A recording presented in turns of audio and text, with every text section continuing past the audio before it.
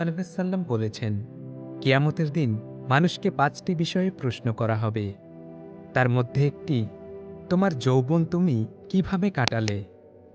আমরা অনেকেই ভাবি যৌবন মানে আনন্দ, স্বাধীনতা আর ইচ্ছেমতো জীবন। কিন্তু আসলেই কি তাই? যৌবন মানে দায়িত্ব, নিয়ন্ত্রণ আর এক পরীক্ষা। এই সময়েই শয়তান সবচেয়ে বেশি ফিসফিস করে, সবচেয়ে বেশি প্রলোভনে আসে, সবচেয়ে বেশি দূরে সরে যায় হৃদয় তার রব থেকে। একজন তরুণ যে আল্লাহকে ভয় করে, পাপের আহ্বান থেকে নিজেকে দূরে রাখে, সে হবে কিয়ামতের দিন আল্লাহর আরশের ছায়ায় থাকা ৭ শ্রেণীর একজন।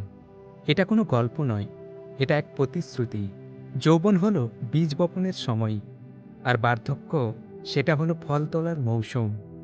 যে তরুণ এখন আল্লাহর পথে চলে, একদিন সেই পথেই তার জীবনকে শান্তি দেবে।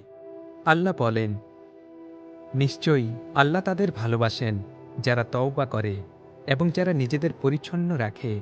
তুমি হয়তো এখনো তরুণ, জীবনের শুরুতে দাঁড়িয়ে আছো, তোমার হাতে এখনো সময় আছে।